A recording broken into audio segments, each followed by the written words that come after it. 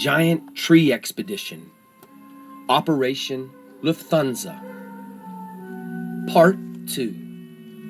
The rain and snow under the fiery sun and frozen moon are filled with chemicals that are meant for us to consume.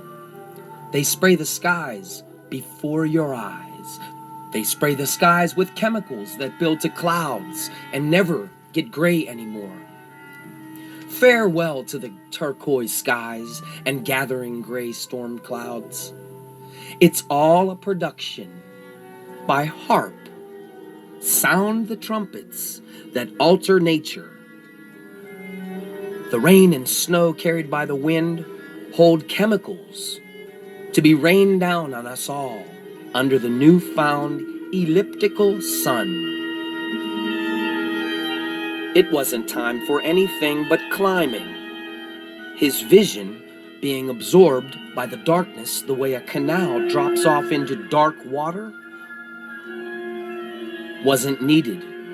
It was his other senses he depended on.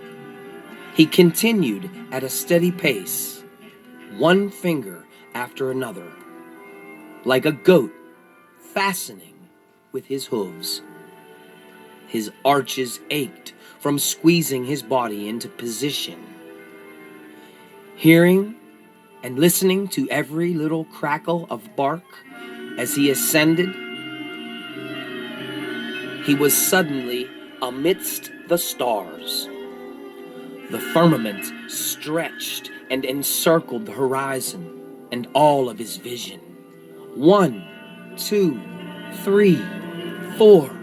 He counted and repeated. Mike would reach the top under the cover of darkness and be gone by dawn.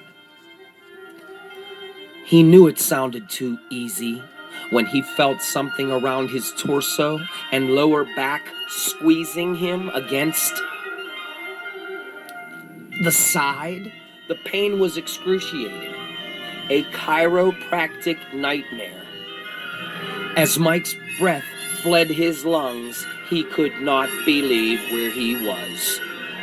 His arms were free and muscle memory took over. Mike's fists grabbed a pair of stun charges. He sunk his right and left hands into whatever the mass was that had him in such a clutch.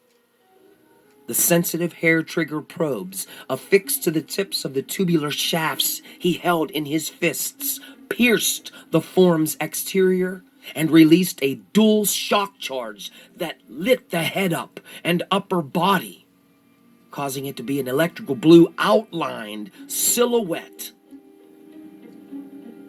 Whatever it was in for a long nap. The duration of the sleep that was induced would last 24 hours. As the grip loosened from around Mike's barrel of a torso, there, in the deep midair darkness, he saw the figure slumping out of a shutter-like mass of bark, and his ragged, clothed body was protruding. He was strapped in the way a fish is caught, and the amazed angler is kept from being ripped out of his seat.